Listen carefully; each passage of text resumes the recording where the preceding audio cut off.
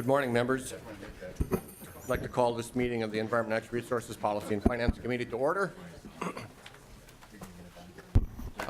First item on the agenda is the approval of the minutes, and what I'd like to do today is I'd like to honor Representative Rick Hansen's birthday by allowing him to move the minutes. As I have them in front of me, I move for approval. Talk to them. All those in favor say aye. Aye. And those opposed, the minutes are approved. Okay. Just real quickly, we have a new page with us today. Hannah, is it Kunish? Kunish? Would you come over to the testifiers table, please? Hannah's new. Mr. Kudelka, would you move a little bit to your right, please? Thank you. Hannah's going to introduce herself to us, and we'll welcome her. Thank you. Well, thank you. My name is Hannah Kunish. I'm from Kenyon, Minnesota. I've been in Northfield the last 7 years, also bartending that time, so I'm looking forward to a different kind of public servitude. Well, welcome. And Emmett, when you were here before the other day, you didn't tell us anything about yourself. Would you take 30 seconds to do that, please? The microphone. Hi, Emmett Hedin. I'm from Winona, Minnesota. Grew up on a vegetable farm down there. Just graduated from college, traveled for a little bit, and now excited for the session. So, three-month opportunity, which is nice at this point because I don't really have a 2-year, or 5-year, or 10-year plan. I don't either. Thank you. Okay. First item on the agenda is an overview of the 3M lawsuit settlement, and with us today, Kirk, do you want to get things started, please? Mr. Kudelka. Thank you, Chair and committee members. For the record, my name is Kirk Kudelka. I'm an assistant commissioner with the Minnesota Pollution Control Agency. Work on land issues that includes our cleanup programs. That's $10 fine. And I'm Barb Naramore, Assistant Commissioner at the Minnesota Department of Natural Resources. I have our Ecological and Water Resources, Forestry, and Lands and Minerals divisions. Thank you. Proceed. Chair and committees, we're here today to talk a little bit about the 3M Natural Resources damage settlement that you've heard about in the news. And I just want to start off, this settlement allows for us to fundamentally change how we approach PFCs in the East Metro area and how we address and provide clean drinking water. Until now, we've had to work on a Band-Aid approach. We would do sampling, get well advisories, respond to the well advisories by providing clean drinking water, and we would go from well advisory to well advisory with standard changes in between that would require us to respond in different manners. What this fund and the natural resources damages lawsuit allows us to do is really look at this at a holistic approach for the East Metropolitan area, and how do we provide clean and reliable drinking waters to its residents and businesses. Just to understand a little bit of where we're today, we need to talk about a very brief history of PFCs in the East Metropolitan area. And to start off, I'd like to just define a couple terms. We're going to talk about PFCs, and they're a chemical developed and produced by 3M since the 1940s. They're in chemical and products such as Scotchgard and Teflon. And the thing about PFCs is they're very persistent in the environment. They don't break down. And there's also increasing research about their potential risks to animals, fish, and most importantly, humans. The other term we'll be using quite a bit here, and I've already used, is the East Metropolitan area. And I just want to kind of give you a sense of where that's at. On the fact sheet, you see a little map. But think of the communities on the north of Oakdale, Lake Elmo, Lakeland Township, Lakeland, Afton, and then moving south to Woodbury, Cottage Grove, Newport, St. Paul Park, and the township of Great Cloud Island. This is the area in general when we refer to the East Metro area that we're talking about and having concerns with PFCs.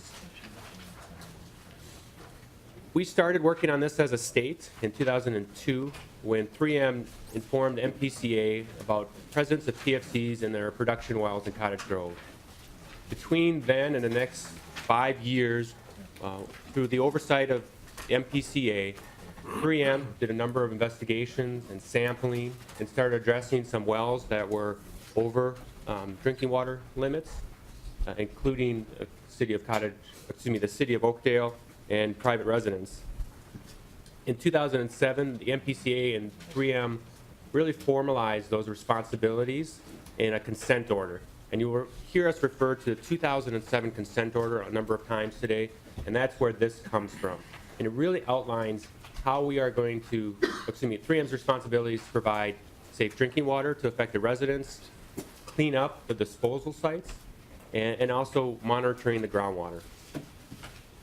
Another key date in this history is 2010, and that's where the Attorney General files the natural resources damages lawsuit on behalf of the state and the trustees, MPCA, and the DNR. And this is the settlement we've talked about. All along this time, we've been working with the Department of Health in a partnership to provide clean drinking water to residents for these communities for over a decade. And just to talk a little bit about what we've been doing in the recent times, by 2016, the MPCA and the Department of Health had installed over 100 carbon treatment systems at private residents. At that time, we had leveled off and were monitoring about 200 private wells to keep an eye on them for PFCs. And prior to that, a lot of work was done. Over 1,000 wells were sampled to get us to that point. But we were kind of at a status quo. Then a change happened in 2016 and 2017 with EPA and the Department of Health lowering drinking water health values. And that really kicked the agencies, Department of Health and MPCA into overdrive. And we've sampled over 1,200 residential wells. We've had nearly 600 wells tested over the Department of Health's drinking water values. Every one of these cases where it's over the values, as soon as the homeowner gets that notice from the Department of Health, the MPCA sends a letter providing bottled water to them through one of our contractors and asking if they would like to sign an access agreement to allow the state to come in and install a carbon treatment system. We'll often refer to it as a granular activated carbon system, or GAC. Just in case I slip into the acronyms, I'll try not to. And so far, a lot of homes have done this. They've signed up. We have 470 have agreed to have these systems installed and already have 385 installed, and we're continuing to do sampling, installation of these systems as we move on. So the settlement isn't just the first opportunity we have to provide drinking water. This has been work that we've been doing, Department of Health and MPCA, over a decade, being reimbursed through 3M. And so this really drives us to what our natural resources damage is. We talked about how under Superfund, we've moved from drinking water, well sampling, to advisories, and we're responding. Natural resources is really about that larger impact that's done to our groundwater, our aquatic resources, fisheries, our wildlife, and we're really looking at a long-term approach to how we handle this. All this work I've talked about is within the framework created by the legislature.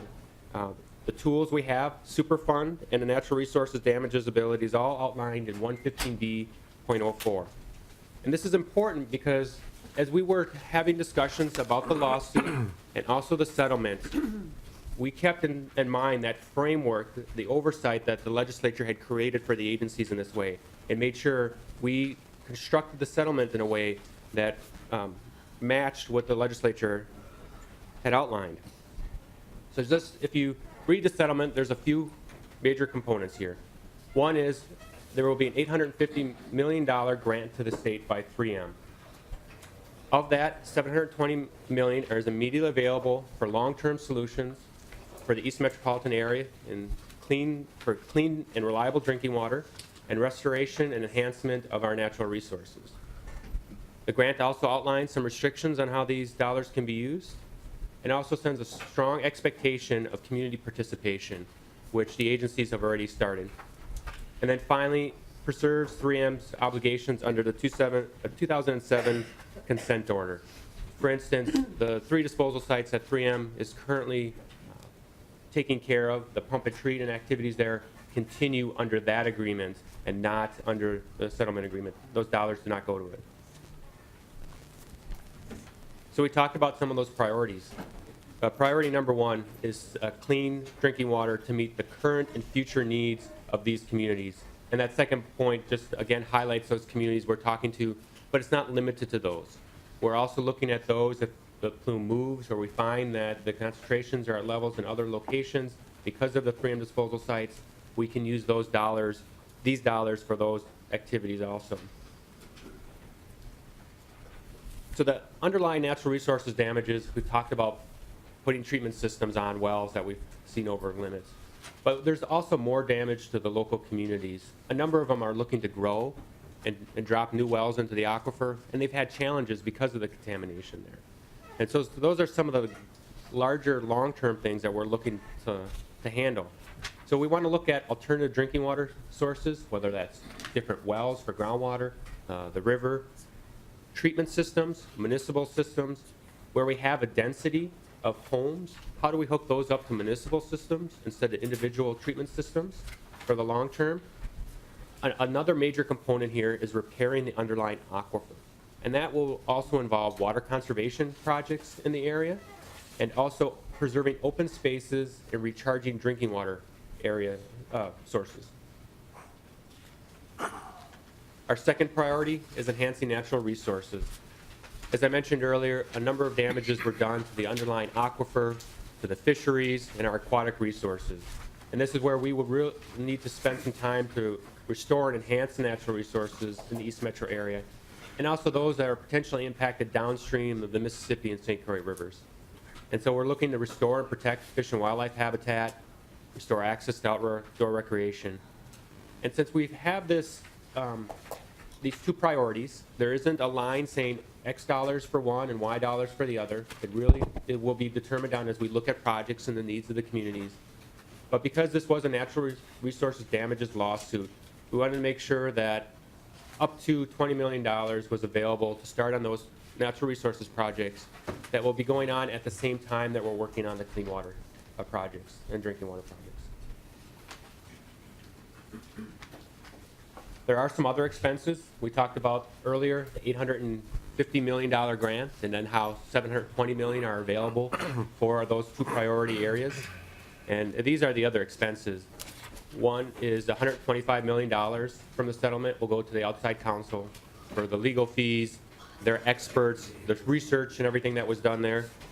The agencies will be reimbursed for about $300,000 for assessments and contract work we had to do on this.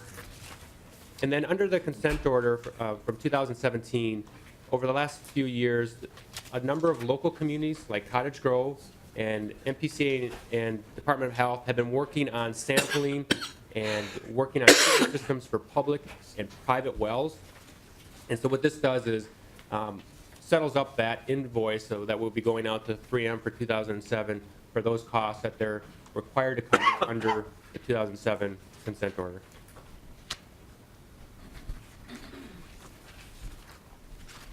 So I talked earlier about that framework the legislature has set out for how natural resources damages lawsuit is carried out. And then also statute requires the grant that we receive from 3M and any natural resources damages to be deposited into the remediation fund. The funds are statutorily appropriated to the two state trustees, MPCA and DNR, from the remediation fund. And those are set out by statutes. 116.155 and 115B.20 are really the foundation the legislature has created this framework to work on. We've also already started working in SWIFT to create distinct accounting measures to make sure the money is dedicated and protected, and for legislative staff and others that use the SWIFT system to clearly see the pathway. They see the $850 million come in and start to see how it's used and appropriated in various functions to allow for the transparency for the legislature to have their oversight role and provided the information that they need. The other piece that the financial framework is governed by is the agreement itself, which is overseen by the district court. And some of those are the needs to spend these dollars in the areas that are impacted, the East Metropolitan area. This is a long-standing philosophy of the legislature and previous administrations and our current agencies that natural resource damage dollars go back to the areas where the damages have occurred. One of the other themes is working groups you'll see in the settlement. It talks about working group, but we anticipate there likely being multiple working groups because there's a lot of work to be done here in the two priority areas. And the MPCA and DNR is going to work collaboratively with the local communities and others to develop and prioritize the projects in the drinking water priority area and also the natural resources priority area. We have already reached out to our local units of government and had 2 conference calls to start this conversation. And we've been provided some good feedback from them on how do we create these working groups so it's not another layer of meetings, another organizations, and maybe use some of the structures that are already in place and really build on some of the plans that they've been working on for drinking water needs in the South Washington County area so we don't reinvent the wheel. And so in addition to those local communities being part of the working groups, we'll be including Met Council and the Minnesota Department of Health because of their role in these areas, and also 3M. And we'll pull in different experts as needed depending on the topics that the groups are working on. We've set a goal for ourselves to have this working group structure set up by the end of this month. And we will continue to seek input not only from the local units of government, from the residents of these communities themselves. And then the agreement also notes that the final decisions are made by MPCA and DNR. But I think it's very important to note that we really want to build this together in a collaborative slate of projects. And that's how we're looking to do this. Our intent is not to throw out an RFP, a request for proposal, and then have communities compete against each other for grants for their specific projects. This grant from 3M sets us up to really look holistically at the drinking water needs of these communities that have been adversely impacted because of the presence of PFCs. And we want to work together with the communities and build out that slate of projects. And so that includes public input, communications, reporting. We know this is very crucial, and we've been spending a majority of our time on this area right now. We have a website already up and running as of yesterday. We've delivered an email list for folks to track the progress. We will be doing periodic emails describing the activities we've been done. And this is open from legislators to local communities to citizens. We're looking for open houses and listening sessions this spring to reach to the individual citizens and answer their questions. We're looking to build out reporting systems so that we can have regular reporting to the legislature and to others that are interested that not only describe what we've been doing and our progress, but also more detail of the financial transactions so they see where the dollars are going for various projects and the like. And then finally, I know our legislative directors from DNR and PCA have already set up every other week meetings with the local legislators in these communities to keep them briefed. So that will mirror the meeting, conference calls that we're having with the local communities. So everyone has an opportunity to provide input, ask questions, and get an update on what's going on. With that, I'd like to end our presentation and entertain questions. Thank you. Representative Uglum. Thank you, Mr. Chair. Good morning, Commissioner. I'm a little confused here now. Did the state win this lawsuit? It was a $5 billion lawsuit, but we did not win it, correct? There was a settlement? Mr. Kudelka. Oh, Naramore. Thank you, Mr. Chair. Representative Uglum. That is correct. This was a settlement of the case. There was no trial. There was no verdict. Representative Uglum. Mr. Chairman. So in fact, it really didn't even go to trial. It was settled beforehand? Ms. Naramore. Mr. Chair, Representative Uglum, that is correct. It did not go to trial. Okay. Uglum. Thank you, Mr. Chair. So, I think the end result is pretty good here because obviously the state's getting a bunch of money to remediate some of these issues. And clean water is something that we all enjoy. But now, I have a question. What role did the Department of Health's report, which I believe stated that there was no problems with the drinking water in terms of increased cancer, reduced birth weights of children, and things like that, what role did the Department of Health's report have in the settlement of the case? To the testifiers. Mr. Chair, Representative Uglem, in the decision to settle the case, obviously, the Attorney General's office and the two agencies were weighing a wide range of factors. I do think it is notable that we were in very serious settlement discussions prior to the release of the Department of Health's report. I'm not really in a position to characterize how the health department's report does or doesn't relate to the other expert reports that were prepared as part of trial preparation. Mr. Chair. Representative Uglem.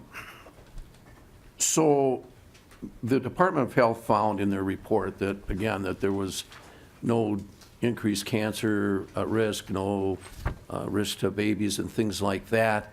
Now, how does that play into the remediation efforts that you're talking about right now? Mr. Kudelka. Mr. Chair and committee members, there's a very nice info sheet that the Department of Health puts out on PFCs, and it is very clear that there is increasing links in risk from PFCs to animals and humans. And that is what drives the Department of Health's health-based values, HBVs, and health risk limits that they set in a conservative manner to make sure that we protect the drinking water and those who utilize it. Those numbers, those values are what drive our remediation efforts. Those are what we see, and when we see exceedance of those in a well, that's when treatment moves forward with. So the Department of Health's data, their health-based values, and all that lead directly into the work we do at the MPCA and others areas. Mr. Chair? Representative Uglem. Commissioner, but in fact, 3M disputed your conclusions about the chlorinated solvents and things like that. And also, I believe they were disputing the levels that you've talked about where the, in fact, could you tell me, previously the drinking water standards were at so many parts per whatever it was, and they are now, could you give me those levels in terms of the changes that happened and how that came about? Commissioner Kudelka. Mr. Chair and committee members, just to start off, the agencies collectively, Department of Health, MPCA, DNR, AG's office, we respectfully disagree with 3M on the impacts and the potential health risks of PFCs. The second question about standards, this is from a national growing body of work, and prior to 2016, the Department of Health had a health risk limit set for 2 of the PFCs at 300 parts per trillion. In 2016, EPA on a national level sent out drinking water guidance for those 2 chemicals and lowered that to 70 parts per trillion based on other information.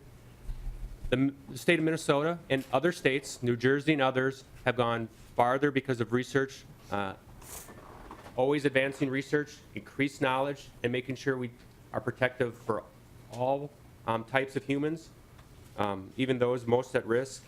And in May of 2017, the Department of Health lowered for those 2 chemicals for PFOS to 27 parts per trillion and 35 parts per trillion for PFOA. Now it's important to know this is based on the research on a national level. Other states such as New Jersey and others have already gone to the same area on their health-based values, along with other states. EPA and states are working together and have created working groups to continue to work on PFCs because of the concern with the research and the concern of states, local communities, and residents in all of these communities that are being impacted by the chemicals. Representative Uglem. Chair, thank you. Commissioner, what's a trillion? Commissioner Kudelka. Mr. Chair and committee members, I'm not a mathematician, so I can't give you that definition. It's a small amount, but just because it's small doesn't mean it has, doesn't have an impact. What is of concern is whatever amount it takes to create that inverse impact in wildlife, fish, or most importantly, humans, is enough. And that's what we're concerned about is where does it create that adverse impact in all of us and the natural resources. And the studies, the Department of Health, national studies and others have done, have shown that even small amounts of these chemicals has the potential for those impacts. And right now I'm at the limit of my knowledge on this. Department of Health really are the experts on their values and can explain in more detail the formulas and the process they use on this. But I think it's important to remember that just because it's a small number doesn't mean it can't have a big impact. Representative Uglem. Well, Commissioner, a trillion is 1,000 billion, okay? And that's not a small amount, that's an infinitesimal amount. And I'm just arguing the fact here that,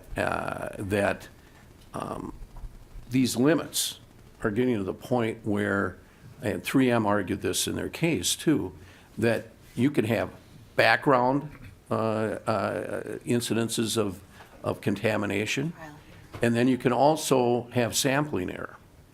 And in my prior life, I set up a lot of labs and analytical testing equipment and everything else in the paint and coatings manufacturing. And I just happened to run into one of my old suppliers the other day, and he informed me that when you're sampling at those low limits, first of all, the technology is relatively new. And as you can imagine, we used to sample for parts per million. And in fact, OSHA, in their safety data sheets for these chemicals, is at parts per million in terms of their exposures. And I have those sheets in my office. So when you're sampling at this level, out in the field and everything else, there's ample room for error. Parts per trillion, and only 27 parts per trillion. You actually could take a typical beach up on Leech Lake and look at all the grains of sand on that beach, and you still wouldn't get down to 27 parts per trillion. So I'm just saying that we're really, really, and 3M is disputing this too, we're really, really getting down to the point where there are so many questions at these low levels, both in the sampling, both in the background contamination that can occur and everything else, that we are doing more than splitting hairs. 1,000 billion. So, you know, I'm happy that we're getting the money. I just don't like the idea that 3M is being vilified. They settled for this, and they're being a good neighbor to the state of Minnesota. I used to sell 3M product, and 3M hasn't built a new plant in Minnesota for many, many years. Part of it is because of things like this, a $5 billion lawsuit. And there's a lot of jobs at stake too, good jobs and good people. And they have good scientists. In fact, they have probably some of the best scientists in the world. And I'd put them up against anybody. So I just think that in the future, we have to take a look at some of these limits which are set by your agency and peer review and other states, and consider whether they're realistic or not. Because at 27 parts per trillion, it's incredible to me. So thank you. Thank you. I have a question real quickly.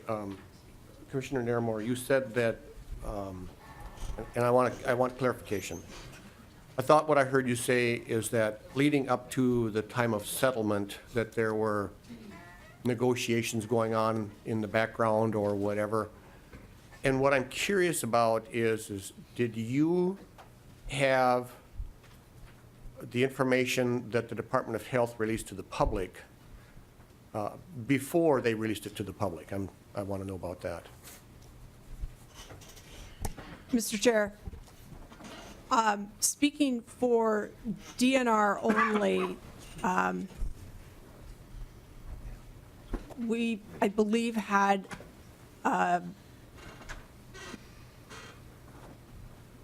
general information that the Department of Health was going to be releasing an updated report. I don't know that we had the report in our possession before its public release. Did you have the content of the report, roughly? I mean, did you know verbally that the report was going to show that, what it showed about birth weights and cancer rates and so forth? Ms. Mr. Chair, committee members. Sure. The MPCA and Department of Health have a relationship that works on the health-based values and the information. We did not receive the report until it was released to the public. We did not see a copy. We had discussions with them and knew that they were looking into the issue and re-examining their data to look at and compare to studies that were done by the AG's consultants. However, we did not have the actual report until the day it was released to the rest of the public. But my question is did you understand that the findings that they were going to be bringing forward were going to show that the rates of cancer and those things were not increased? Mr. Chair and committee members, the discussions that they had with us started out with describing what they noted in terms of the work that was done with the consultant, the AG's hired, Dr. Sunny, and then they went up forward and started working on their own pieces. They had said that they were doing their own research and looking at the numbers, and that historically their previous looks at it had not shown a difference, which were all public reports that were out on their websites, and that they suspected that it would be similar to the previously published reports.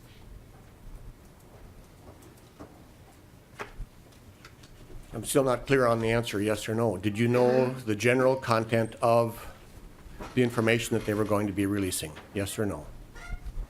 Mr. Chair and committee members, their release of their most recent report, I know the Department of Health can talk about this in more detail. They have a hearing with the Health and Human Services Committee at 1 o'clock, but they had reaffirmed that it supported what was already publicly released in their previous reports, and that is what they told us. Information that was already public released, that their data showed when they were doing it, what they suspected it would show the same. Commissioner Kudelka, to be clear, Yep. did you or did you not know about the content of the report in one fashion or another before it was released? Mr. Chair and committee members, a couple days before, they had said that they were still wrapping up the report, and it said that their information was showing that it was following their previously public release reports. Which means what? The data that they had, again, Department of Health is the best to outline what's in those reports. I've not spent time on that our work has more dealt with the remediation and the cleanup of the activities. Okay. Representative Wagenius. Thank you, Mr. Chair. PCA was testing fish in this area early on, probably about 2002, and finding that there were more PFCs in the fish than any other place in the world. What is your current testing of fish showing? Mr. Kudelka. Mr. Chair and committee members, I will need to get back to you. I'm not up to speed on the latest of what the results are for sampling of fish. It is something we're continuing to look at, especially with the changing values in 2017 from the Department of Health. If I could follow up. Representative Wagenius. Well, well, then let me ask a question a different way, or approaching this question in a different way. In your presentation on page 4, you said that you're going to restore and protect fish and wildlife habitat, and you testified that you were going to repair the aquifer. So what do you think that is going to cost to do the restore and protect fish and wildlife habitat and repair the aquifer? What do you think that's going to cost? Commissioner Kudelka. Oh, excuse me, Ms. Nairmore. Mr. Chair, Representative Wagenius, we do not have an all-in cost estimate number for that work. We know that there are significant and important projects that can be done, but I don't have a total dollar value. Representative Wagenius. Well, do you have an estimate or a range? Ms. Nairmore. Mr. Chair, Representative Wagenius, we could certainly spend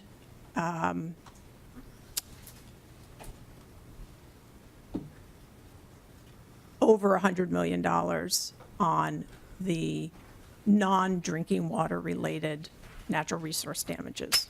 Representative Wagenius. And if you did that, would you have restored and protected fish so that they were edible and repaired the aquifer? Would we get that outcome that you're? Assistant Commissioner. Mr. Chair, Representative Wagenius, we would certainly have made substantial restoration and enhancement gains. Would we have eliminated the natural resource damages in their entirety? In all likelihood, not. Representative Wagenius. There's a big gap between making progress and having a habitat, but here you say restore and protect. So this is the testimony to us. And what I'm trying to get at is, if you don't know what the fish are testing now, and you don't have a number that you can give us to do what you are telling us you're going to do, then I'm having trouble understanding why you settled on this amount without knowing the outcomes that you could get for the citizens. To the testifiers. Mr. Chair, Representative Wagenius, there are a number of factors that go into an agency or the Attorney General's decision to settle a court matter. And we certainly look at the sufficiency of the funds being offered in settlement to address the natural resource damages. We don't have the information available to us to determine whether we will, with those funds, be able to entirely eliminate the natural resource damages associated with the PFC contamination. That is simply the reality that we face. Yep, Representative Wagenius. This lawsuit's been in process for many, many years. Speak into the microphone, please. Thanks. This lawsuit's been in process for many years, and it seems to me that we needed to know how much it was going to cost to remedy the damage to the natural resources. And what I'm hearing is that you all had not made that estimate, and we don't have specific plans, and that's very troubling. Thank you. Representative Hornstein. Thank you very much, Mr. Chair. It's my understanding that a number of residents are needing to use bottled water and have for a number of years. Is that going to continue? What's the number of residents and what's the cost of providing them the bottled water? Mr. Kudelka. Mr. Chair and committee members, everyone that's received a drinking water well advisory from the Department of Health has been offered bottled water from the state. In addition, if it is a private home, we have been working with them to put in a carbon treatment system, a GAC. Some have decided not to take us up on that offer. That is their choice. We cannot force them to. And so we make these offers to them. So everyone has the ability to have bottled water and a treatment system. In the case of municipalities, we don't have any municipalities on bottled water. We have a temporary carbon treatment system in Cottage Grove. Cottage Grove built the structures for them at 2 well locations, and the MPCA is helping with the cost of renting those pieces of equipment and the carbon changeouts. So if residents who have received a drinking water advisory from the Department of Health, if they have not been contacted by a contractor, please feel free to have them contact us, and we will make sure that we talk to them again about getting an access agreement to get in and get a drinking water system installed in their homes. Representative Hornstein. Thank you, Mr. Chair. And Mr. Kudelka, when you say temporary, what are the parameters around, what's the time frame of the temporary carbon system that you described? Mr. Kudelka. Mr. Chair and committee members, we'll start with the City of Cottage Grove as a temporary system. We know that it has a number of years that it can work in this way, but we need a long-term solution for the City of Cottage Grove, whether it's a permanent drinking water treatment system or alternative sources of water. In terms of private individual homes, those communities or neighborhoods that have a density where it may make sense with the grant dollars to run water lines out to and hook them all up to municipal drinking water systems, a carbon treatment system in their home would be temporary at that point. A carbon system in a private home that is 5 miles from a municipal water line and others, the permanent solution then is an in-home carbon treatment system because the cost effectiveness of running a water line out to one home doesn't work out compared to what we need to do to provide resources to all the homes. Representative Hornstein. Thank you, Mr. Chair. Okay, next, Representative Becker-Finn. Thank you, Mr. Chair.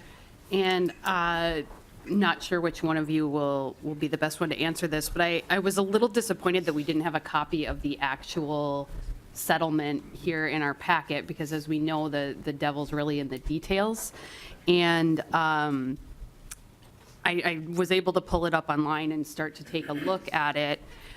Just want to clarify for everyone else on the committee and the public, it looks like the funds, you would have to reasonably have reached the goal of addressing the drinking water needs before you could use any funds for any of the other wildlife, natural resources needs. Is that correct? To the testifiers.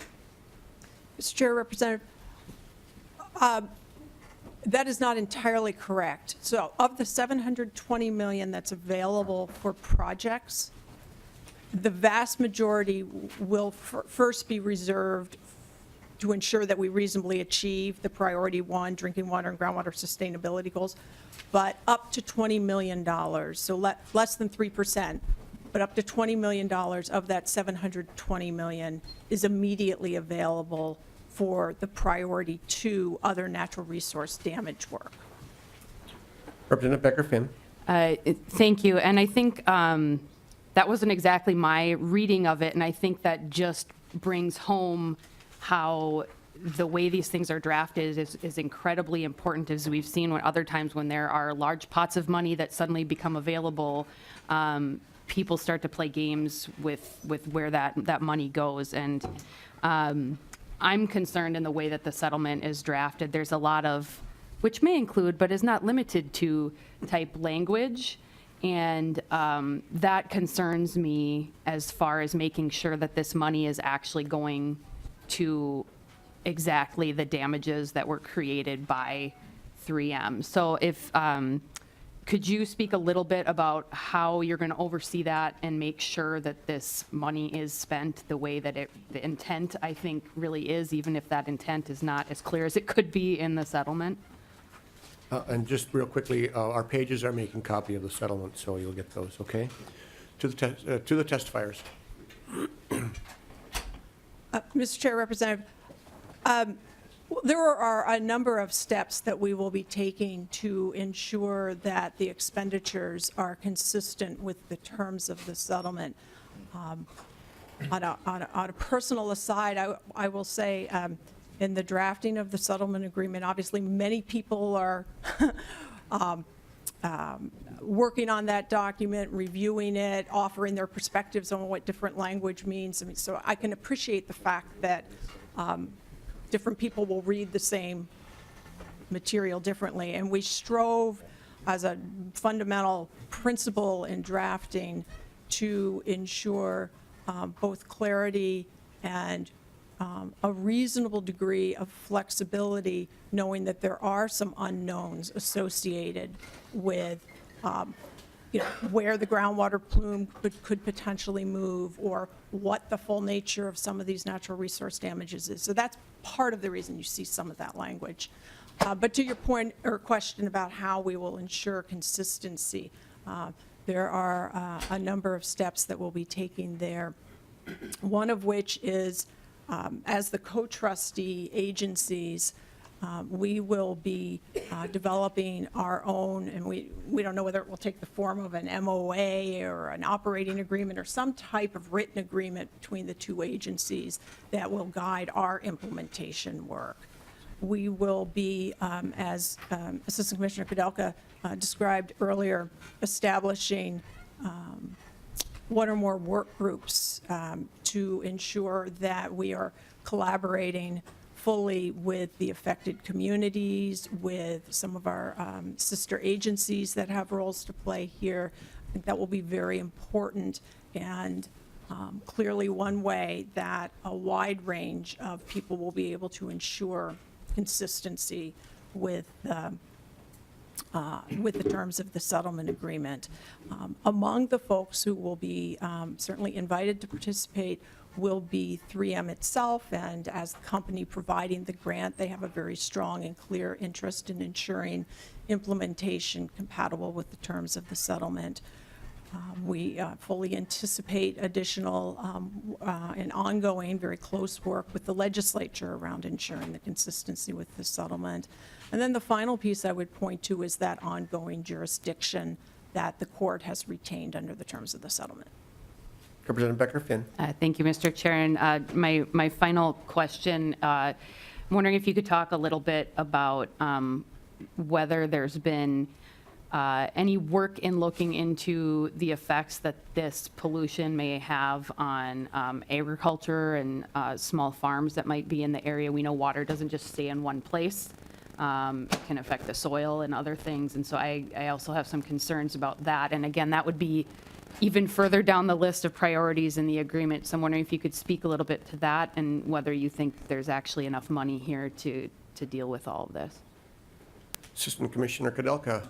Mr. Chair and committee members, the Department of Health has done some studies dealing with gardening and some types of agriculture and workers.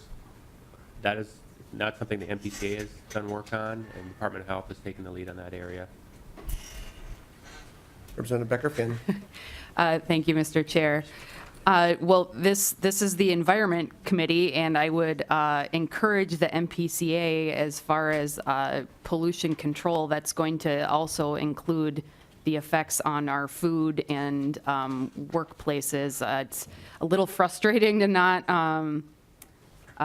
be able to think a little bit bigger than just the, measuring the numbers in the water here.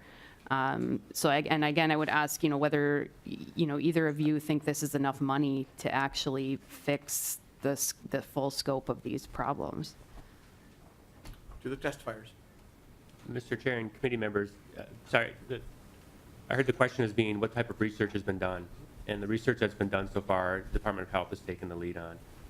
Those impacts to natural resources, the aquatic resources and things, as Assistant Commissioner Naramore has mentioned, are things that we will be working on as we move forward. So I didn't mean to belittle that aspect of it. It's just the existing research is being led by the Department of Health. The second question on the terms of the dollars, these dollars will, as I mentioned early on, it's fundamentally going to change how we've been able to deal with PFCs in this area in terms of clean drinking water and also habitat restoration and aquatic resources that we have not been able to do to this date.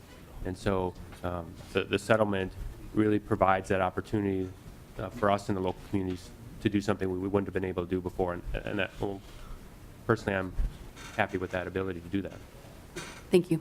You bet. Representative Karen Clark. Thank you, Mr. Chair. A couple of questions. First of all, building on the last point that was just being made, does the natural resources definition here include soil?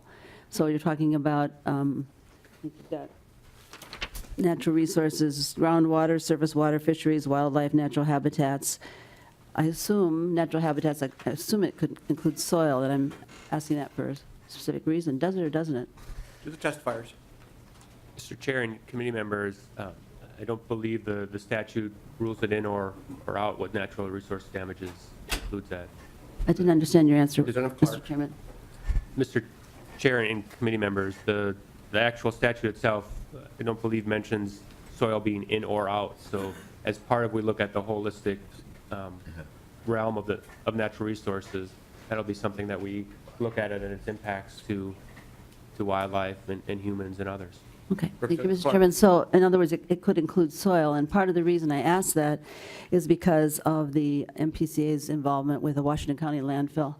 Over the years, the cleaning of some of the landfill involved, as I understand, a very high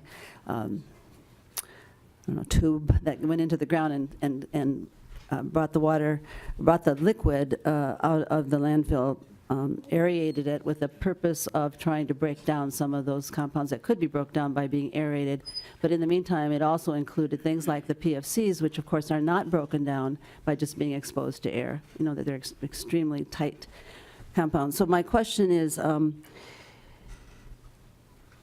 or my concern is, the question about understanding like some of the farmland around there by some of the Hmong farmers and others would have been exposed to some of that. And from what I've seen, I've been out there when that was running. It's no longer in operation, but when it was running, you could see, that was within a block of some of the most beautiful Hmong farmland gardens that I've seen where that was being exposed. So one of the questions I have is,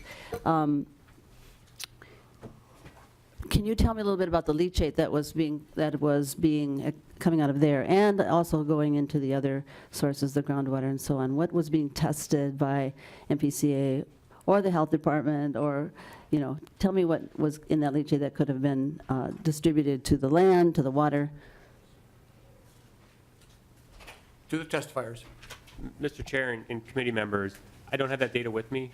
We can set up a time to go over that into some more detail.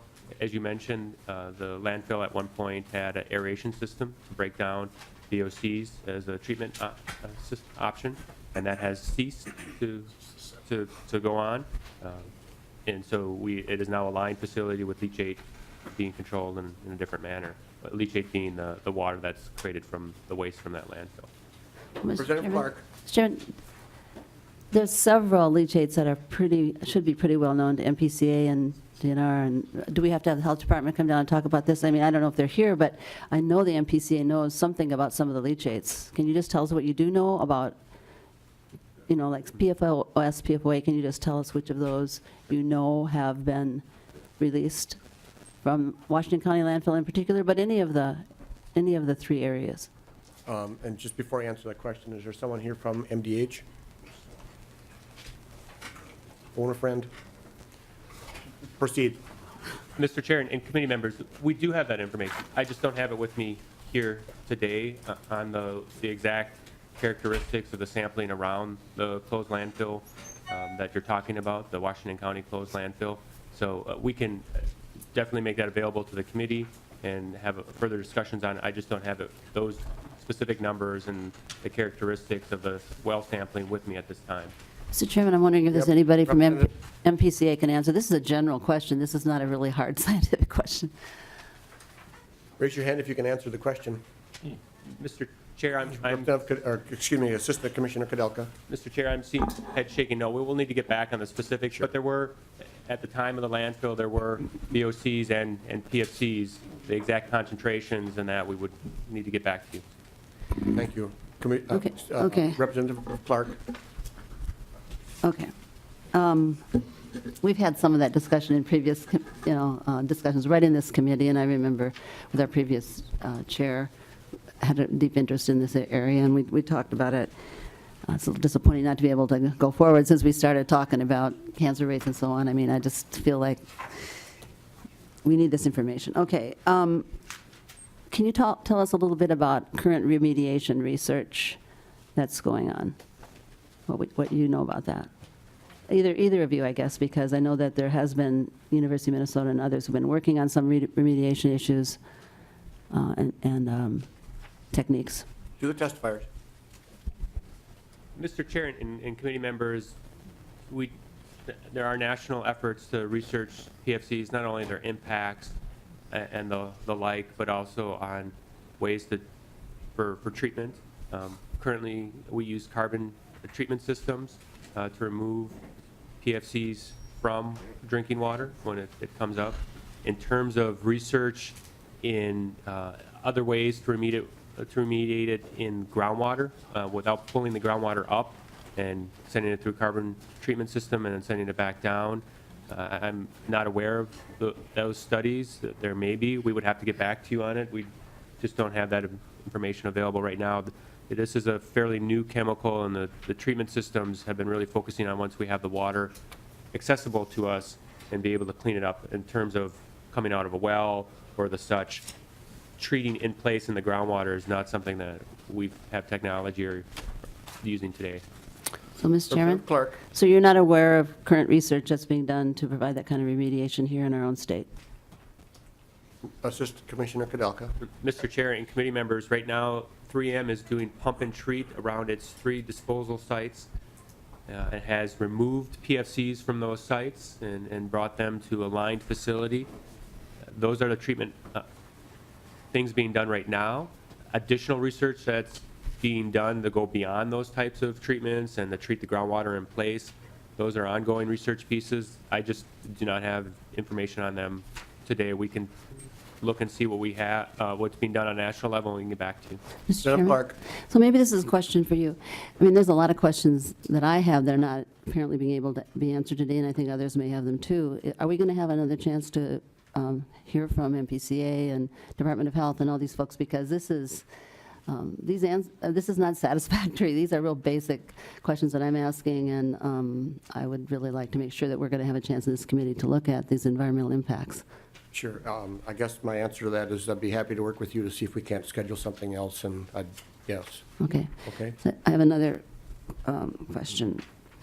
So I know we're not retrying the settlement here, but my colleague who raised the issue about cancer incidents and about the health department report on that, I would just like to point out to the committee that there's a big concern with how our Minnesota Department of Health collects its cancer data.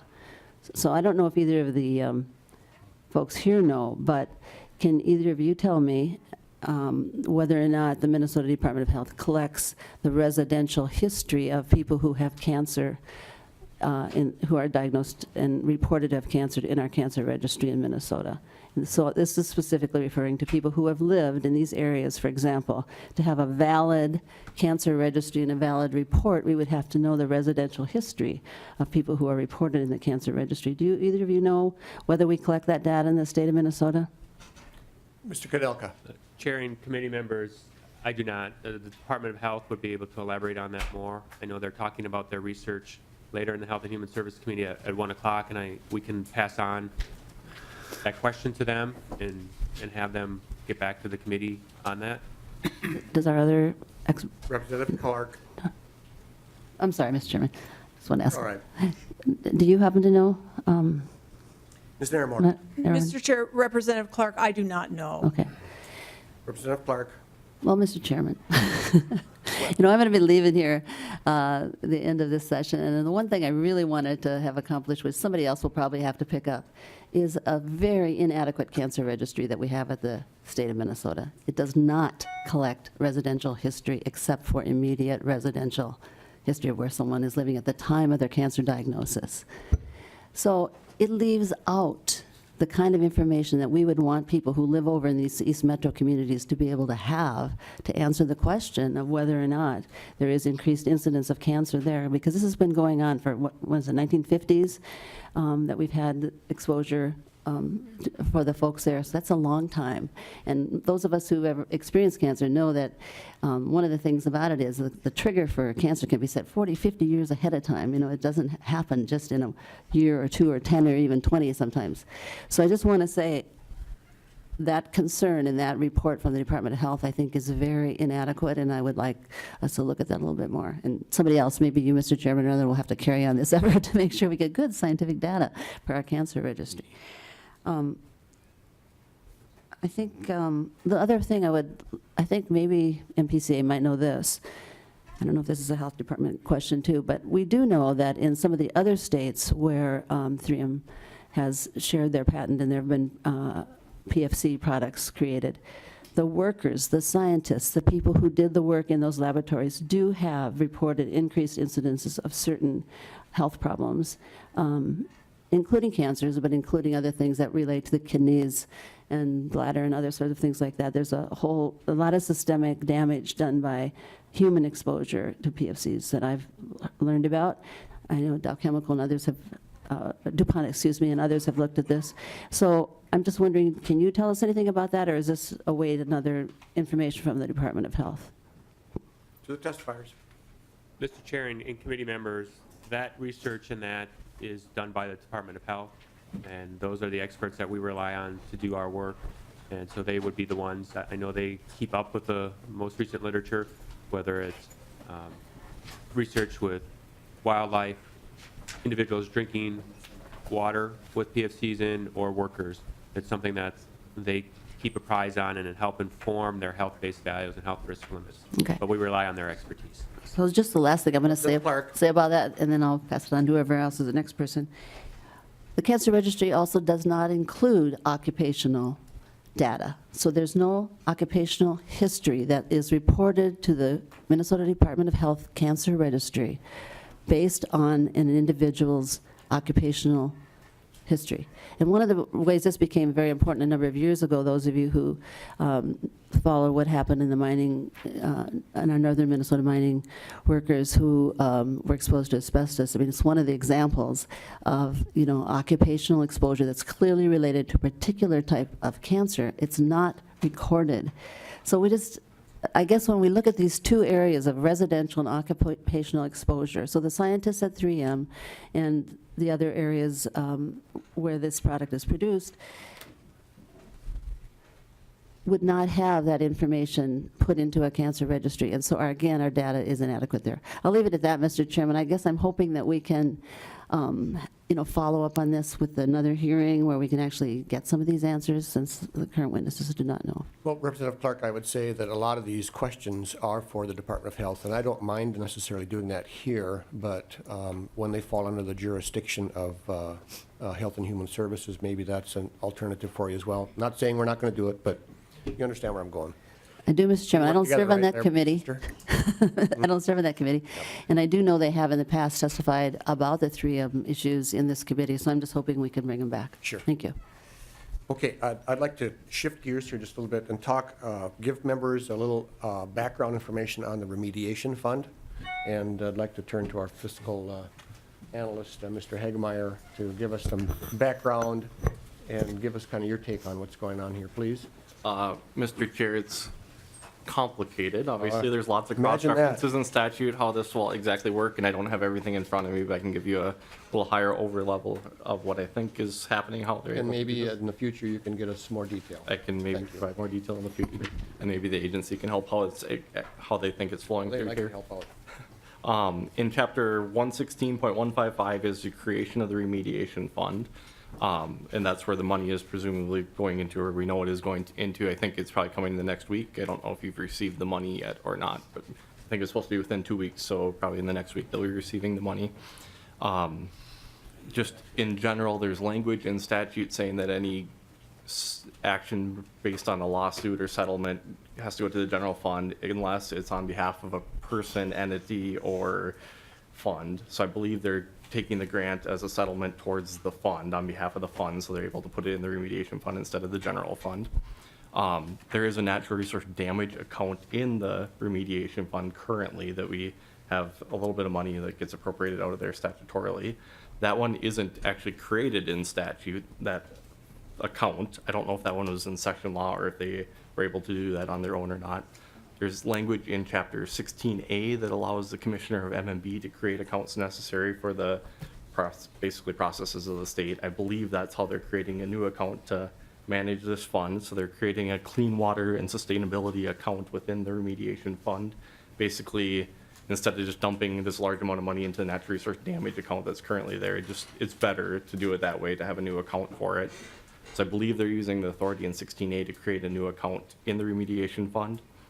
So in the remediation fund, the money in the general portion of the remediation fund is appropriated to the agencies, and the agency and the commissioners of ag and natural resources for the purposes they're using it. In the broader creation, it says, in addition to the general portion of the fund contains the two accounts described in sections or subdivisions 4 and 5, and that's the dry cleaner account and the Melcat account. So this one wouldn't necessarily be a statutorily created account, but the agency is creating it under 16A to manage the purpose of the grant that they're receiving from 3M. And then I'm guessing because it says it contains the two accounts in 4 and 5, this one would fall in the general portion, which would allow them to use the statutory language that it's appropriated to them for the purposes of 115B.17 and 20. I don't know if that's 100% accurate or not, but I believe that's kind of how it flows into the state here. So it'd be the $725 million is flowing under the remediation funds, creating a new account in there for the purpose of this fund specifically. Sure. I think one of the tasks that we're charged with maybe, or need to look at, is the guardrails that are around that, you know, as we move forward. I have a couple of questions that I'd like to ask. With regards to the remediation fund and making sure that the dollars get to where they need to go for natural resources.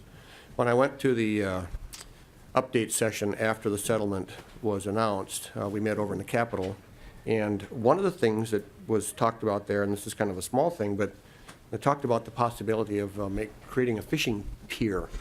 I really struggle with how does that have anything to do with restoration or enhancement of natural resources. Can you address, I'm concerned that these dollars actually go to clean things up and not to do other things. Ms. Nairmore. Mr. Chair, thank you for the question, because we have heard that generating some concern and confusion. The notion, and let me preface this by saying, you know, we have not made any determinations that fishing piers or boat accesses would be a priority for expending funds. But the settlement agreement does identify a range of possible types of projects so that we have that flexibility, and we had the understanding with the grantor about what the range might potentially entail. But to your question of what does that have to do with restoring or enhancing natural resources that were damaged, we know that there are many people in the East Metro who fish either recreationally or for subsistence.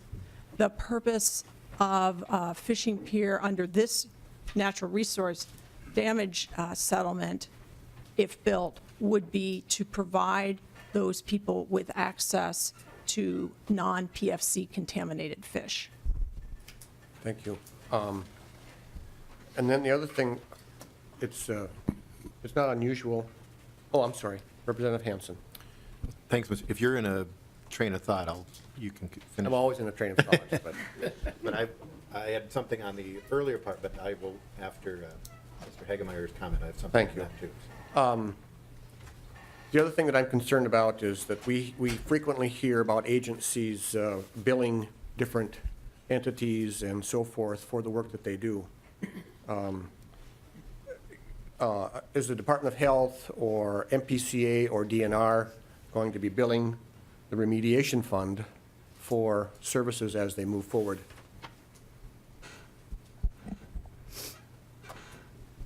Mr. Chair, we have not made any determinations about what resource needs we might have to implement the settlement agreement, but I am certainly able to say that the agencies are committed to minimizing any administrative costs associated with implementation. We are, however, simultaneously committed to ensuring that we are able to appropriately administer and implement the settlement agreement, and there may be some staff costs associated with that. Okay. Thank you. That doesn't give me a lot of confidence, but that being said, Representative Hansen, to your point, and members, we have some people that have traveled here. I would like to wrap this up, and I give you my commitment that we will try to continue this discussion in this community at some point in the future. So, Representative Hansen, to that point that you... Thank you, Mr. Chair, and following up on Mr. Hagemeyer's point, I am very concerned to make sure that there are strong guardrails on these funds. We have recent history where funds get borrowed from with the promise to pay back, and then they don't get paid back, or they just get taken. And so, and I understand, you know, in the printed material we've received that the concern about, or having some assurance that this is a settlement. But if we look even last year with the VW, which I think is coming up, there were bills to... Not today, I don't think. To allocate that. So I think we need to have that conversation, because looking at how long this goes on, we have to have some protection of those funds that it provides for the drinking water. To Mr. Kudelka and Ms. Naramore, I am disappointed that this did not go to trial. If this case had gone to trial, all of these discussions that we just had would have occurred in a courtroom. Mm-hmm. And we would have had the public involved in what decisions were made by whom, when, and why. And where? And where, both in the agencies, but also in the company. And we could have had testimony on what it meant for the citizens of Minnesota and for the constituents in these areas. And my district is right next to it, right across the river. So I understand the short-term desire to settle. And I understand the effort that was made here to get these dollars. But we could have had a discussion in a courtroom, and a decision could have been made, and we could have aired all of this out, and I guess that's why we have a settlement. To Representative Uglum, there are no naturally occurring PFCs. I just checked for reference, Genesis. God created heaven and earth. It doesn't say God created heaven and earth in PFCs. There are no background.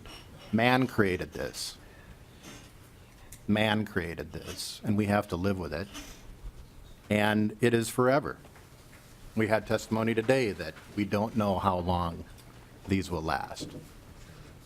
So $850 million is not infinity. It's not an infinite dollar. And at some point, probably after we're gone, maybe after our grandchildren are gone, this will have to continue to be addressed. Maybe there will be science to clean it up. We know, because of ongoing science, that very small amounts of chemicals can have very consequential actions, not just cancer, but in development and growth, endocrine disruptors, things that we didn't think of in the 50s or the 60s. So, Mr. Chair, I hope, following up on Representative Clark's, we have more questions. These questions could have been in a trial, and we could have had that discussion. And the state may have lost, or 3M may have lost. But that's the system that we're set up in. And the settlements that have occurred previously have been, in other states, have been years ago. We have more data now, and we could have had that battle of science in a courtroom, but we didn't. So now we have this in front of us, $850 million, and I want to make sure that we protect that for the people of Minnesota to have some drinking water and an environment, if they're going to be fishing or if they're going to be growing crops if they have some protection with the money we have and with this, the 2007 agreement. Representative Poston. Thank you, Mr. Chair. I'm not sure who I'm directing this question at, but there was an $850 million settlement, and then after we pay the outside counsel and Cottage Grove, we have $720,500,000. That's a lot of money. I'm assuming that that goes into an account, a fund that at a minimum is interest-bearing, and $720 million is going to throw off a lot of cash, or I hope it does, and I'd like to make sure that that stays within this fund. So I guess that's my question. Mr. Hagmeyer. Mr. Chair, I'm guessing that's slightly directed at me. I don't know if PCA has an answer to that yet, since they don't have the money in hand yet. Accounts that have a balance in them do receive some interest. All the accounts in the state, a lot of that is just like an invested treasurer's cash rate, which is very small. We do specify accounts within PCA, even Cliff and Melcat, the Closed Landfill Investment Fund, and the Metro Landfill Contingency Action Trust Account. We specify in the statute that they must be invested at the State Board of Investment, so they get a higher rate of interest. They have different purposes. Those are long-term, goals. I don't know how the spending will flow out of here, if it'll be, a large chunk within the first year or two, or if some of it's going to lag 20 years. I don't know how long it'll last, so how it should be invested, I'm not entirely sure. Representative Poston. Thank you. Like Representative Hansen, I want to make sure that this money goes to where it belongs, and I would like to, see that interest go to where it belongs. And I expressed that myself too, and I'm sure everybody else feels that. Representative Fisher, quickly, please.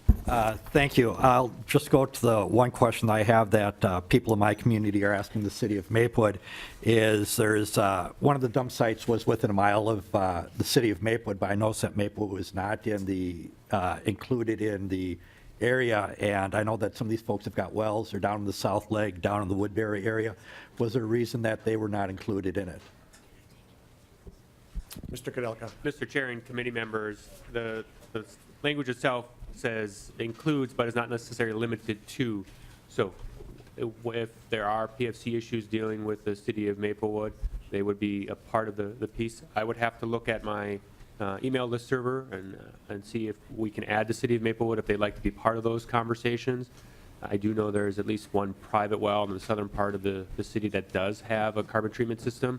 So we are monitoring and sampling in that area, and they have not been forgotten at all, and we'd be more than happy if they would like to provide input and be part of the conversations, especially on the local government calls that we have regularly. Representative Fisher. Thank you. Just want to keep it. Yep, thank you. Representative Wagenius, quickly, please. This is quick. Thank you, Mr. Chair, for having the settlement handed out. That would be directed to Ms. Zipko, but yes, you're welcome. I am looking at page 4 where it says that grants for projects that restore fishing. So, Mr. Kudelka, when you talked to us before that you did not have the data on the fishing, I think having the data originally, it was around 2002, I think, when so many PFAs were found in fish. If you could have a chart that shows us then and fishing, how much PFCs in fishing over the years to current, so we can see the trend line and see where we need to go. So that would be one thing if we could do that, Mr. Chair, and have that for not just me, but for the committee. Sure. And the other thing, Mr. Kudelka, you testified that you're taking out PFCs and putting them in a lined facility.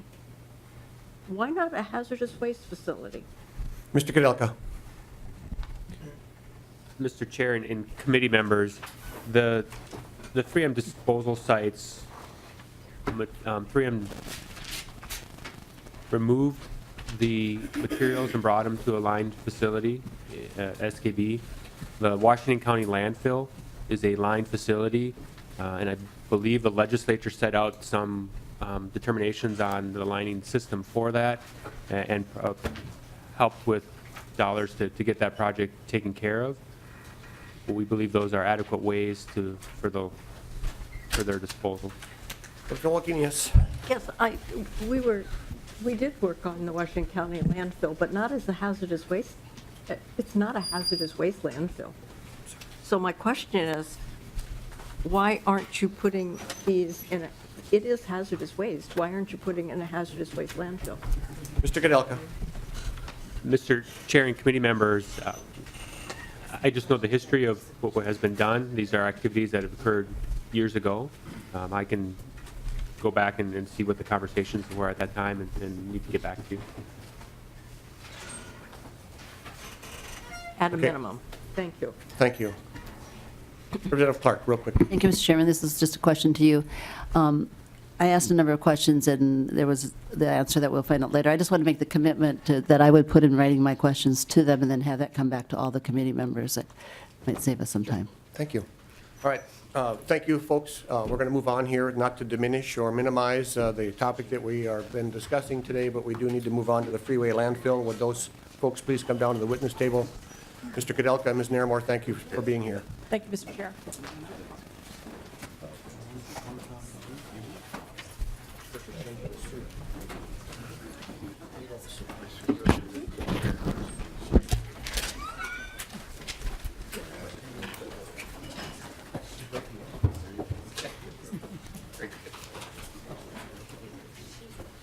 Welcome back, and for those of you who have not yet, please identify yourselves for the record and begin your presentation.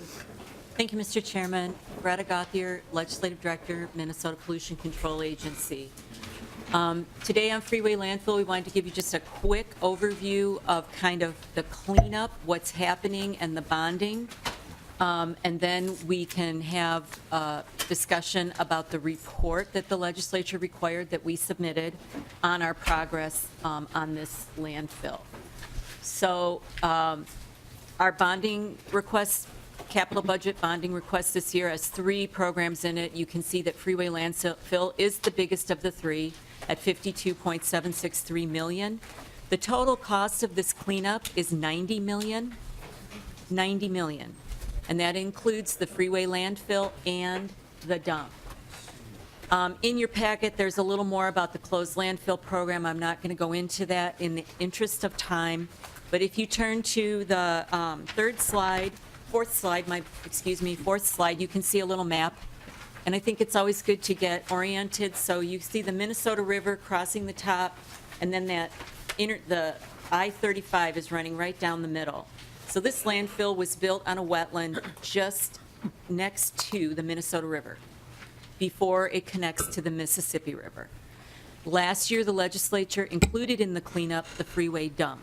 So total cost of the cleanup is $90 million. We got $3 million last year to start the work, and we very much appreciate that. So now we're down to $87 million.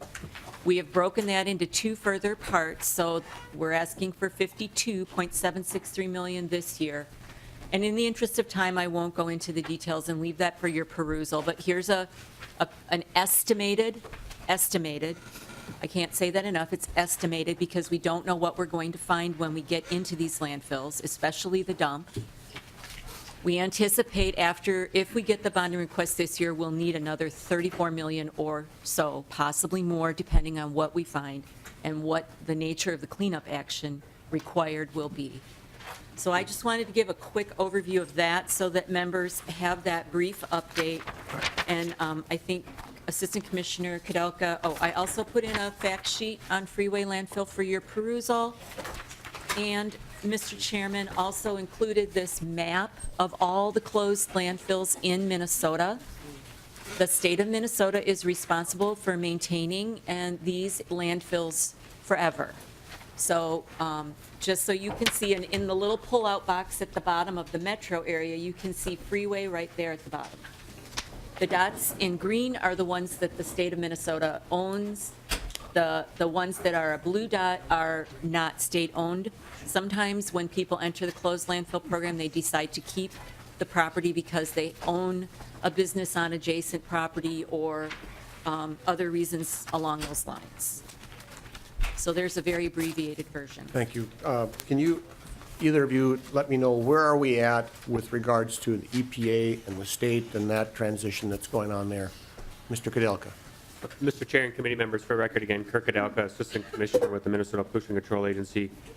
In January, we did submit to the legislature a report on the priority qualified facilities legislation that was enacted last year with the help of the legislature. It goes into more detail than I will right now on the topic, but specifically there were two parts going on. One, as the chair mentioned, ongoing discussions with the EPA and MPCA on moving this from a federal Superfund process to the closed landfill program process. And that is governed by a deferral agreement between the two parties. EPA is fine with the legislation, has stopped its work on the Superfund process as a result of it, and we're finalizing that deferral agreement. That deferral agreement overall has how we handle decisions on the cleanup of these landfills. And there has been, this is an agreement that was put together a number of years ago, and we're actually doing some updates overall because of situations we've run into with other landfills, not Freeway landfill, that we've been working on and just working that out. We anticipate that we should have this done very soon. We are in agreement and concept and just looking at the very finalized dates. When that is, Go ahead. when that is done, EPA has stated they will send us the bill for the amount that they have so far incurred. The state will cover those costs instead of the named potential responsible parties you've heard from previously. And then they will officially send an official letter out to those potential responsible parties, letting them know officially EPA has sent this over to the state and they're no longer moving forward with their Superfund process at those sites, on those potential responsible parties. Ms. Guthier. Thank you, Mr. Chairman. Just quickly, the main reason that it's taken us a long time to get this agreement signed and sealed with EPA is due to some changes in staffing in the Chicago Regional Office. So that is taking part of the time. And also, once we get that agreement signed, then EP will, as Commissioner Kudelka said, will send out those letters to the folks who got the letters last year. We'll send them out a letter saying they are no longer a potential responsible party. Okay, good. That was going to be another question of mine. And then the site investigation, where are we at there? Sure. Mr. Chair and committee members, the legislation outlines various steps that the agency has to do to provide due process to the landowners' rights. The first was a 60-day period to try to reach a binding agreement. That's the agreement between the landfill owner and the state on providing access and an interest in the property to be able to do the cleanup. Unfortunately, that did not come to a satisfactory conclusion. The owner was unwilling to sign the agreement. MPCA then approached them voluntarily for access to start the investigation that Director Gauthier has talked about. We were denied. We filed the court documents, set to go to trial to the courts on December 28th of last year. The day before, we were told they would sign. So we now have an access agreement to do phase 1 or phase A of the investigation. We've been out to the site once to do some markings and determine where we need to do some well and other monitoring and digging for our investigation. However, we were not able to complete our work and have trying to set up another date, but have been unsuccessful reaching the landfill owner. Our intent is once that work is done, we within 2 weeks would be able to send out heavy equipment to do that phase A investigation. So when you say you're unsuccessful in contacting them, give me some details. The owner. We have not received a return phone call. Okay. Representative Hanson. Thank you, Mr. Chair. And my question's back on the bonding, and I'm looking at the letter from the city of Burnsville, and at the bottom of it, it references redevelopment and economic development. And maybe this is a question for staff as well, that if we bond, that property has to be owned by the state, correct? So if there's if you were going to redevelop it, it would have to be, it wouldn't be owned by the state. How is the request then, would have to come from cash? Or am I correct on bonding that the bond council would require public ownership for the life of the bonds? Is that, can we get that on the record? Sure. Okay, Ms. Taylor? Mr. Chair, Representative Hanson, yes, there would need to be public ownership. Representative Hanson? Oops, go ahead, Ms. Taylor. I don't know exactly like how long it, I'd have to, consult can- with Deb Dyson, but. We can work on that. Thank you, Mr. Chair and Sure. Mr. Kudelka. Mr. Kudelka? Mr. Chair and committee members, we have worked with other landfills with MMBs. Ownership by the state is possible. A number of landfills that we've used bonding dollars on have been owned by local units of government. What we've worked out specifically on this piece of property, we need an interest specifically on the title to be able to do the work. It could stay under their ownership, but you are correct, there would need to be a restriction for the life of the bonds of over 30-plus years where there cannot be that private development. For a portion of this landfill to be developed right away after its cleanup, that portion would have to be done by cash. Because as Director Gauthier has mentioned, we're still doing an investigation where that potential developable property could be located will not be known until we've done our follow-up with our investigation and be known later. Representative Hanson? Thank you, Mr. Chair. And are the conversations that are occurring, are they talking about housing or where people would be? Or is this like a solar farm or, I mean, there's a number of uses here of redevelopment, but I think that's a big question. Is that a question? Have there been conversations and what are they? Okay, Mr. Kudelka? Mr. Chair and committee members, our focus at the MPCA has been what we need to do for the cleanup and then where there might be potential for developable land. The city and the county would be the ones that would dictate the plans and how it's developed. We have not got into that detail with those communities. I know the city of Burnsville has a long-range plan for that area around Kramer's Quarry, but beyond that, we have not discussed with them what they would do there. Obviously, any type of development done there would have to be able to pass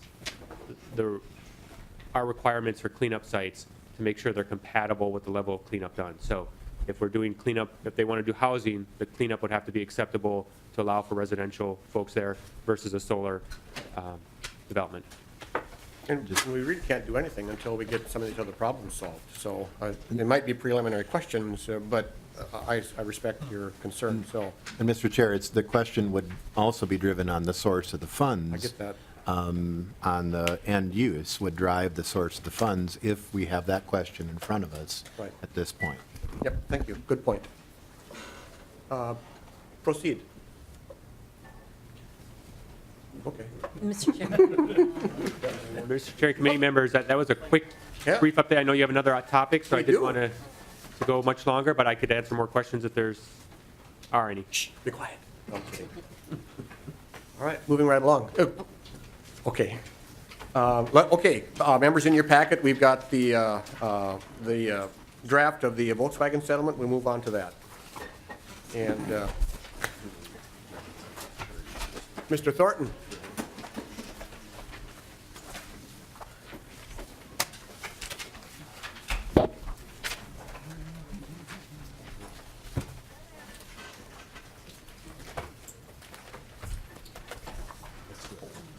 Mr. Chairman. Welcome. Thank you very much. My name is David Thornton. I'm Assistant Commissioner at the Minnesota Pollution Control Agency.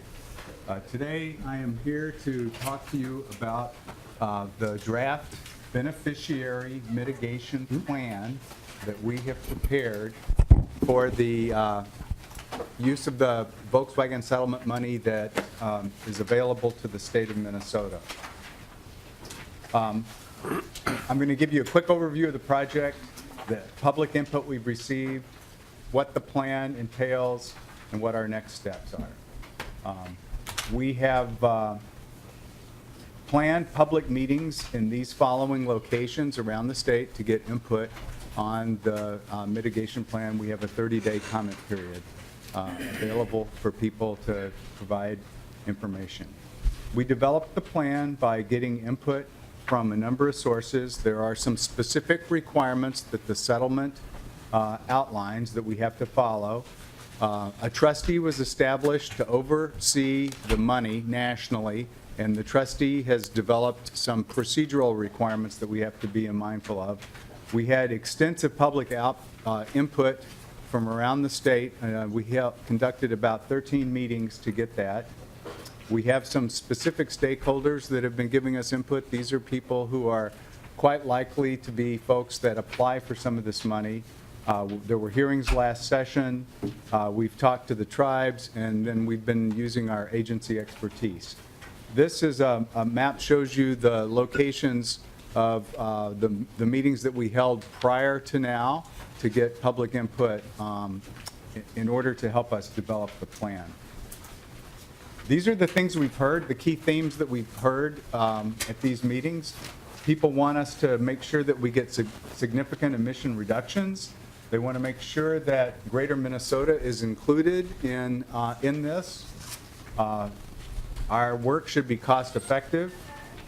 We need to consider the different kinds of vehicles and equipments and fuel types. They want us to reduce exposures and help improve public health through this, in particular to help protect vulnerable populations, maximize reductions for people who are disproportionately affected by air pollution, reduce greenhouse gas emissions, support electric vehicles, the long-term future of the transportation systems, and have measurable results. Quite a list of things. This input did influence how we develop the plan, and I'll just go into to that now. The goals that we have tried to encompass in this draft plan are to make sure that we significantly reduce emissions. We want to make sure that there are statewide benefits. We are proposing that 60% of the money be targeted for the 7-county metro area and 40% for Greater Minnesota. That mirrors where these offending Volkswagen diesel vehicles were registered, 60-40. We're going to try to reduce exposure to air pollution and maximize health benefits and balance the cost effectiveness of the projects that we fund with other goals. We're proposing to break this down into a 3-phase project.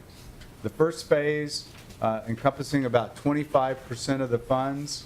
The total funding available to Minnesota is $47 million, so this first phase would be around $11.75 million, and that would be over the next 2 years. Phase 2, 50% of the money over the following 3 years, and phase 3, the final 25% of the money beginning in 2024. There are 2 reasons why we are proposing to do this in a 3-phase fashion, and why we've structured the phases as we have, 25, 50, 25. First of all, we're certain that as soon as we begin the projects, we're going to find some things that we wish we had done a little bit differently. So we want to be able to take advantage of learning from our experience and making later phases of the program more efficient and better and more effective. Also, we are also pretty certain that there will be some new technologies coming online in the next few years that we'd like to take advantage of, that would be very cost effective, and we want to save some money in order to advantage those. An example would be on-road heavy-duty electric trucks. They're just barely available right now. They may be more commercially available in a few years and, in fact, cost-effective. And that's just one of an example of that. We're proposing to break the money up into the following different categories as allowed by the settlement. We are proposing that 20% of the money be targeted towards school buses. That would be replacing a diesel bus with a diesel bus, a propane bus, a natural gas bus, or an electric bus. We're proposing to let the school district decide what fuel makes sense for them. Another 35% of the money would be targeted towards what is called clean heavy-duty on-road vehicles, and that would be all of the big heavy-duty trucks that are operating on the road. as well as transit buses would be available for that category. Converting diesel to clean diesel, or again, giving the owner of the fleet or the individual unit the choice of picking the fuel that they'd like to use. And 15% of the money for heavy-duty off-road equipment. This would be things like switcher locomotives, tugs, and off-road construction equipment, cranes and graders and things such as that. Again, the owner can choose which fuel they want to go to. For the most part, I think these would be converted from old dirty diesel to clean diesel.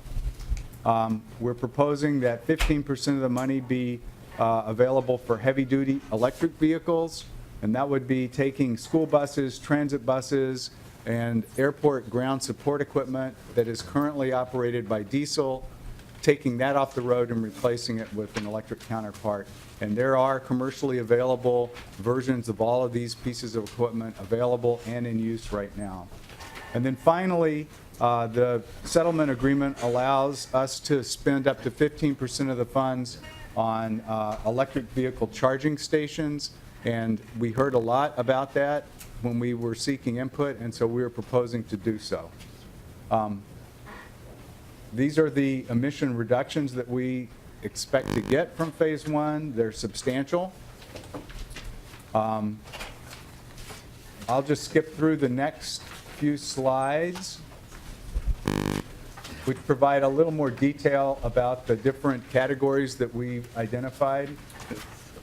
We're continuing to get public input. We hope to submit the plan to the trustee after we receive the input and change it based on that later this spring or early summer. Send out our first request for proposals during the summertime, evaluate and select the projects, and make the first round of grants later this fall, if all goes according to schedule. Thank you. Representative Becker-Finn. Thank you, Mr. Chair. And I just wanted to comment on the, well, I appreciate the 60%, 40% greater Minnesota metro area. I just wanted to make sure folks are taking into account, you know, I myself am a suburban member, but Minnesotans like to travel throughout Minnesota, and I think one of the really important pieces to get people to make that change to EVs, to electric vehicles, is going to be having good charging stations available statewide. I know as I'm personally looking at changing to an EV, that's an important factor to take into account. So I would encourage you to kind of keep those in mind as we're looking at that piece of the funding. Mr. Chairman, representatives, of that infrastructure piece, we're guessing that about 90% of that money would be spent on what is called DC fast chargers that would be directed at travel corridors around the state. Thank you. Okay. One of the things we talked about yesterday offline in my office was the idea that the private enterprise is going to be able to apply for some of this stuff, and I expressed my concern about that. I think that these dollars, from my perspective on the surface, and maybe I could change my mind, but I think that you would be doing the state of Minnesota and local taxpayers a big favor by directing these dollars to school districts, counties, townships, to allow them to upgrade their fleets and so forth. We've had that discussion. That's the way I feel. We'll move on to Representative Poston. Thank you, Mr. Chair. I drive through Brainerd on a regular basis, and I see hundreds, maybe thousands of Volkswagens parked there. What are going to happen to all those cars? I think Representative Heinzman is going to get up. No, I'm kidding. Mr. Thornton. Mr. Chairman, members, it's over 15,000 of them are parked there, and they have to get out and move them around regularly so they don't freeze in place, not because of the snow, but because of the equipment. They were parked there largely because Volkswagen didn't know what to do with them. They struggled with being able to develop a retrofit that would make them meet the emission standards. And now they have that, and I think they're wrestling with how many of those vehicles can they actually retrofit with that and then sell and make some money off of, or at least not lose so much money off of them, and how much of them are they just going to end up scrapping and recycling. So it's up to Volkswagen what they do with them. I think that's something that they're wrestling with nationally. Thank you. Representative Swedzinski. Thank you, Mr. Chair. Just a quick question. You know, I appreciate your proposal here, but, you know, Minnesota's got a B20 mandate, and, you know, some of the conversations that I've had is a concern from the retailers, but also from the producers about the infrastructure that's lacking potentially to fill these trucks on a regular basis for the B20. Has there been any thought or conversations to use this money, because it's diesel related, to promote the B20 or to maybe work on some of that infrastructure? Because there is a mandate, and that's one of the things we've heard from Flint Hills and the rest, that would be a great place to put that. Mr. Clark? Yeah, Mr. Chairman, representatives, the settlement agreement prohibits use of this money for any kind of fuel infrastructure with the exception of electric charging. So we would be unable to do that. There you go. Representative Swedzinski. Thank you, Mr. Chair. So just strict, like coal electric charge, that? Mr. Thornton. Grid to vehicle charging. Okay. Representative Wagenius. Thank you, Mr. Chair. I appreciate on page 6 you're maximizing health benefits, but then I look on page 7 and the school bus replacement program, you can use all diesel, propane, natural gas, electric. The problem with some of these is they will have fumes, and those fumes will get in the buses because that's what happens.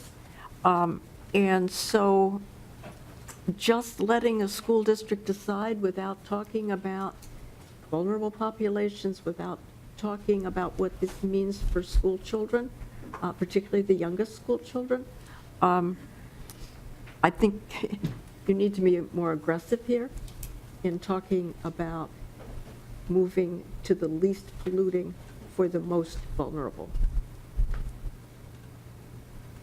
Mr. Thornton. Mr. Chairman, representatives, the quick response that I have to that is that we would anticipate that the criteria that we use to evaluate proposals from all of these different categories, including school buses, would provide a higher score for the proposals that reduce the most pollution and the most exposure to vulnerable populations. So it may not go quite as far as what you're suggesting, but it's heading in that direction. We'll certainly consider your input and think through how we might adjust. Okay. Representative Clark Johnson. Representative Hornstein. Thank you. Just a quick follow-up. Mr. Thornton, you did address the main part of my question, which was what Representative Wagenius was asking, but to what extent do you have the rural school districts involved in this process with the school bus replacement? Mr. Thornton. Well, Mr. Chairman, representatives, we are hoping to do quite a bit of outreach to solicit responses to our request for proposals. We're hoping that third-party aggregators come forward and work with different parties, especially the smaller parties, like in smaller rural school districts, and put their projects together, and because they don't have staff availability to do that. And we're also hoping to make the process, the administrative process on this, really easy in some cases. For, you know, replacing an old school bus with a new school bus is a pretty simple thing. And, you know, I sort of envision that we just give them a coupon and a check. So we're hoping to make it as friendly as possible. Good. And some of the districts that I represent, the electric buses won't work because our routes are way too long. Representative Hornstein, you have a follow-up? No, that's, okay, we're Representative Luick, just the time we then should move on. Thank you, Mr. Chair. Did you include things like the rolling stock for Arrowhead Transit? We've got regional transit authorities that are owned by the state, operated by the state, and do they get at least as high a priorities as school buses? Mr. Thornton? Actually, we talked to Arrowhead Transit directly, and they run on gasoline. So their vehicles are not eligible for this. But we did look, and there are something like 56 transit agencies around the state, and they would all be equally able to apply for this. And they'll get the same kinds of considerations as everyone else. So I understand that if they decided to go to a clean diesel, propane, or natural gas, they could replace their gas rolling stock where it was appropriate and get support? Mr. Chairman, members, the settlement does not allow replacement of any rolling stock unless it's fueled by diesel. So they would not be eligible for any of the money because they've chosen gasoline as their fuel. No, that's really disappointing and short-sighted. Representative Hanson? Thank you, Mr. Chair. Director Thornton, did you say that the data for the 60/40 came from the car registration system? Mr. Thornton? Yes, I did say that. Okay, I was checking that. I'm assuming that's from during the time when the cars were registered prior to July 24th. Yeah, I believe that would be right. And then just one quick follow-up, Mr. Yes, Chair. Representative Hanson? At the input meeting that was in my district where we heard from folks who are from disadvantaged communities along the river, and I know that the barge conversion, and you don't have to provide that answer here if you don't have the details, but I'd like to know what the barge component is of this, what the plans are for river traffic that is operated by diesel engines and how that could impact areas along the Mississippi and the confluence in Minneapolis, St. Paul, South St. Paul, and through our district. Mr. Chairman, representatives, barges are the tugs that move barges are very much available for funding. We've already funded some of that in the state, and they are one of the most cost-effective ways to spend the money because they emit more than almost anything except for a diesel locomotive, actually. Thank you. Members, before we leave, I just want to remind you that Chair Swedzinski's subcommittee will be meeting next Wednesday. Okay? Anything else for the benefit of the group? Thank you. We're adjourned. Thank you.